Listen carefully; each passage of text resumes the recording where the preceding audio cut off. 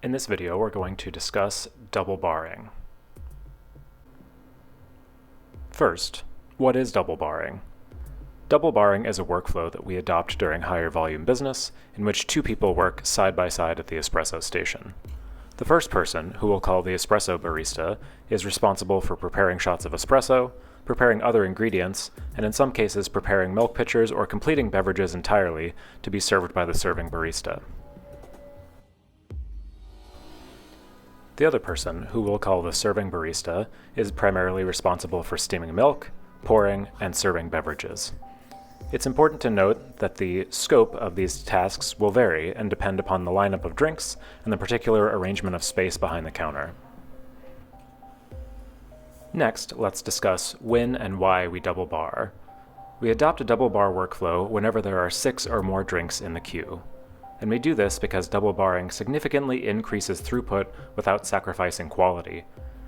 In one trial, we found that a single barista was able to work through a lineup of 12 drinks at a pace of 88.2 seconds per drink. 2 baristas adopting a double barring workflow were able to work through the same lineup of drinks at a pace of 48.5 seconds per drink. Next, let's talk best practices for double barring. First and most importantly, there needs to be clear communication between the espresso and the serving barista about what's in line, what they're working on, and what they can do to improve workflow. In these clips, our baristas exhibit good communication while they work through the lineup of drinks.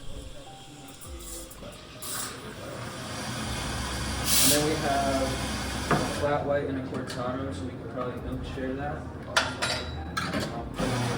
One's a decaf, but I'm going to pull the regular first. Right side is the decaf for the flat white. Perfect. We got a ice almond one too. I can compare that.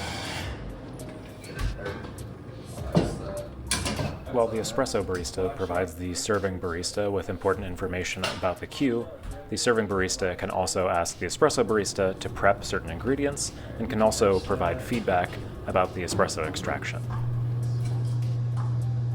Pulling a little long. That means it makes it work. Alright, we have a almond vanilla latte, so almond milk in that pitcher. I'm gonna measure out the vanilla now. Alright, now we got 2 almond, 1 cortado, 1 cappuccino, so we can't milk share that. Shots for both. In general, the 2 baristas should be in constant communication, updating one another about what they're working on and their next moves.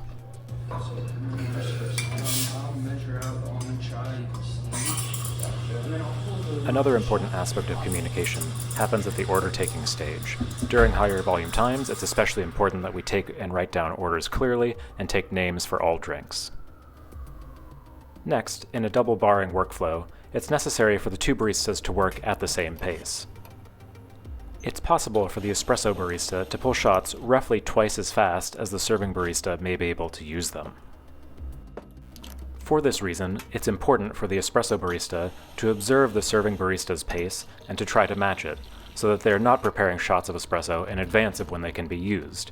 This will help us avoid the undesirable situation of wasting espresso or having shots sit on the bar for more than 30 seconds before they can be used, and potentially changing flavor as they cool. Working at the same pace also helps us avoid the undesirable situation of having milk cool and separate as it sits waiting for espresso to be prepared. Finally, when double barring, you should look for ways to multitask and to work proactively. One way to do that is milk sharing. Milk sharing is a technique in which a barista uses a single pitcher to steam enough milk to prepare 2 drinks. Here, I'm showing you the incorrect way of milk sharing. I've steamed milk in one pitcher to pour 2 cortados in sequence. I've poured one and then the next from the same single pitcher of milk. The reason that this is considered an incorrect technique is that it leads to very inconsistent results. Here, I'll show you the correct technique. First, I've heated a secondary pitcher with hot water while I move on to the workflow for preparing 2 cortados. Once I've prepared my shots and steamed my milk, I'm going to dump out the hot water that I used to heat the secondary pitcher, and then I'm going to split the milk that I've steamed between the two pitchers, mixing back and forth multiple times until I get a consistent milk texture and enough milk in the two pitchers separately to pour the two cortados side by side. This leads to much more consistent results. Even with correct technique, however, milk sharing is only well suited for smaller beverages with the same milk texture. This technique is not recommended for larger beverages such as lattes, which should be prepared individually. Our next word of advice is to look ahead in line. The espresso barista has the best vantage point to assess the queue and to look for opportunities to prepare ingredients or full drinks in advance, or to suggest milk sharing to the serving barista. If we look at this lineup of drinks, we can find opportunities. First, the espresso barista might suggest milk sharing between this whole milk cortado and this decaf whole milk flat white. The espresso barista could then make this iced latte as the serving barista completes the two drinks prior. Similarly, the espresso barista can complete this Americano on their own.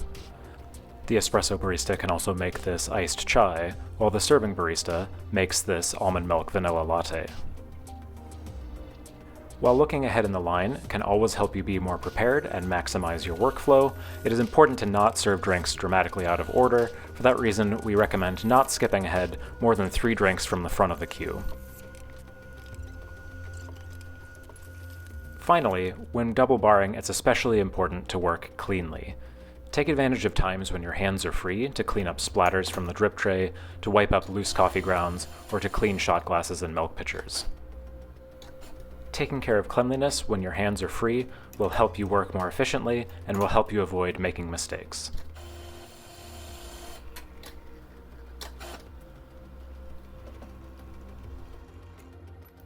To sum up, our best practices for double barring are to communicate as clearly as possible, to try to work at the same pace, and to look for opportunities to multitask or to be proactive, including through techniques like milk sharing, skipping ahead in line, and keeping your workspace clean.